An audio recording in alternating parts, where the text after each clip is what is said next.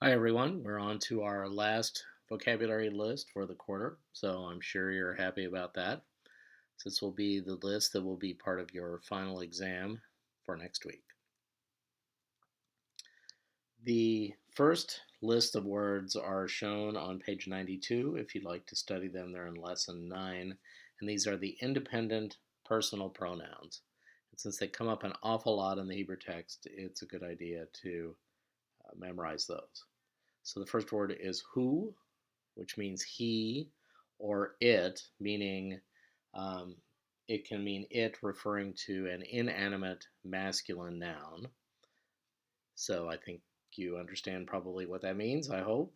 Um, Next word is he, which means she, confusingly. And it can also mean it when referring to inanimate um, or, I guess, animal too, just non human feminine nouns. The next word is ata, which unfortunately looks feminine but is actually masculine. And this is one way to write the word for you, ata. So it's masculine singular you. And you'll notice in your book it can also be written without the hey, but it's still pronounced ata. So same pronunciation, just happens to be a different spelling, not something for you to get too concerned about.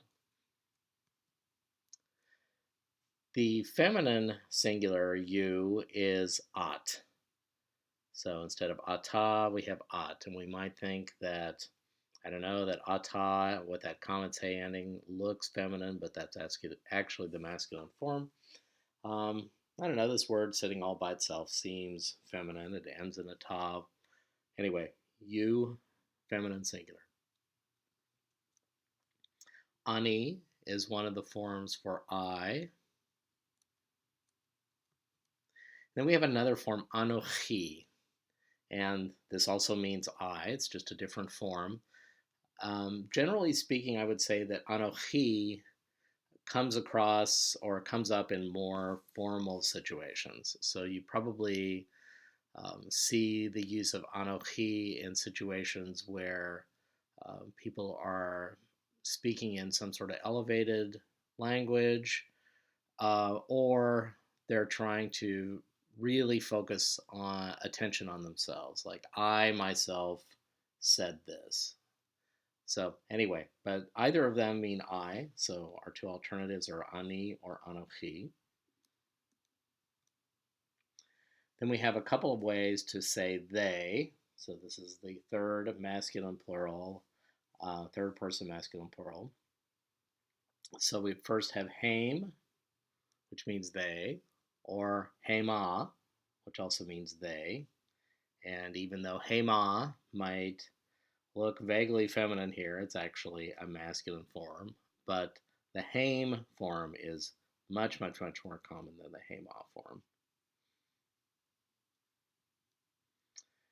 Here, just for your benefit, is the hena form, which means feminine plural they. Um, I looked this up, and this form hena appears 6 times in the Hebrew Bible. So, not very common. These feminine forms are not common at all. And in fact, sometimes I'm not even putting them on the vocabulary list just because they're so rare or I can't even find them in the Bible. This next form, though, is pretty common. It's atem, which means you, masculine plural, or when I talk about this in class, in a more informal setting, I'll probably say y'all, just to show that it's you plural. So this is you, masculine plural, y'all, atem. And then I'm skipping over those feminine plural forms in the chart and going straight to anachnu, which means we. Now, anachnu and ani, neither of those two forms differentiate between masculine and feminine. So, if the I person that is speaking is masculine, um, he uses ani. If the I person speaking is feminine, she uses ani. If the group is masculine, you use anachnu for we. If the group, even if the group were all feminine, you would still use anachnu. So in your chart, those are shown as 1 CS and 1 CP. So 1 means first person, which is I. The C just means common, meaning there's no differentiation between masculine and feminine. And then S means singular, and P means plural. All right, hope those made sense. Next, we're going to look at a list of suffix pronouns. And let's say traditionally, if you're going to memorize any of these lists that begin on page 94 and go on through, let's see, page 97, people always memorize the Lee form because it's the most common. I actually put them in a little bit different order, so sorry about that. But anyway, and the reason people take one of these lists and memorize them is that the endings are the same for all of the lists. So once you remember the ending, you can use this in a lot of situations in Biblical Hebrew, even beyond the suffixed prepositions.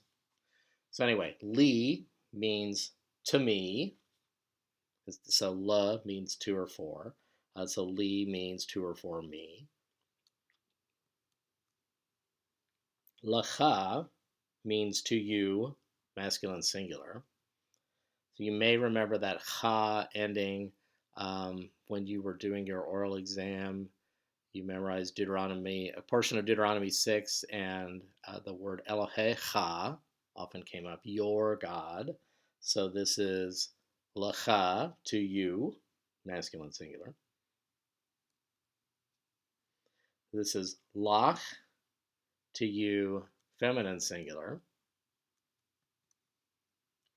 Lo, which means to him.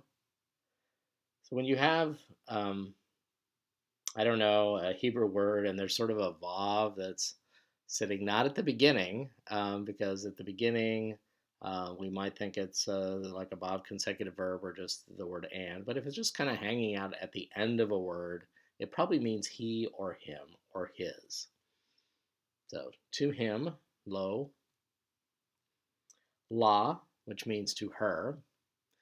And some of you might be upset at this point by seeing that dot in the middle of a hey. So you might remember that gutturals and resh can't take a dagesh. But here we have this dot written in the middle of a hey. So why is this here? And is it a dagesh?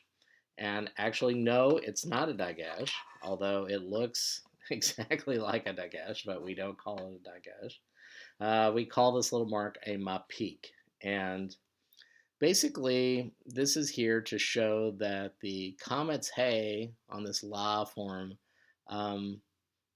isn't just an ah ending on the end of a word, but the hey actually is significant. It's not a mater, if you remember that discussion about maters. It really means her. So if you're looking at a biblical Hebrew word and you see a hey at the end and there's a dot, you have to fit in her or hers or yeah, probably those two options somewhere into your translation. So it's just a way of kind of calling your attention to the fact that this hey is marking her, marking the form as her, and not just there as a feminine vowel marker or for some other purpose. There's other purposes for heys at the ends of words that we'll find out about later. So this is a very specific form and it means to her. Lahem is to them. Lachem is to y'all, masculine plural, so to you all, plural form. And skipping the feminine forms here again, we'll go straight to lanu, which means to us. So just kind of running through these really quickly. Li is to me. Lacha is to you, masculine. Lach is to you, feminine. Lo is to him. La is to her. Lahem is to them. Lachem is to y'all, plural. And lanu is to us. All right, now just a few other words for your memorization pleasure here that are really important in Biblical Hebrew, particularly this word asher, which means which, that, or who, like the man who conquered the city sat down at the table. So it begins what is known as a relative clause, which further usually explains something about a particular noun in the sentence. So this is asher, that which or who. Hine is a kind of a special word in Biblical Hebrew, and hine is traditionally translated, so if you go to a King James Version Bible, this would be translated behold. And really what this word does is it kind of focuses attention to whatever noun follows it. And hine can take endings just like la and ba and all of those other charts that you have beginning on page 94 can take endings. So hine ni, for example, is behold me, or look at me, or over here, or hey, I'm here kind of attention. So my advisor used to tell me that think camera angles, and when hine shows up, then the camera switches to whoever follows the hine. So we're focused on one scene, and then hine says, "Okay, now let's look over here and focus on something happening over here." So very special word, comes up all the time. Yesh just means there is. So there is I don't know, there's a fly in my soup, something like that. Yesh, there is. Ein means there is not. Or you might say it's pointing out the fact that something isn't there. So I might say ein li lechem. So there is not to me bread, or I don't have any bread. So there is not something here that you need. Ein. Lo means no or not, and when it comes before a verb, just means to not do the thing that is being specified in the verb, the verbal action. And then for our last few words, we're going to switch to what are called the demonstratives, and these are on page 104 in your book. So there's 3 of them that we're going to study. The first one is ze, which means this masculine thing. It's a masculine singular. Zot, which means this feminine.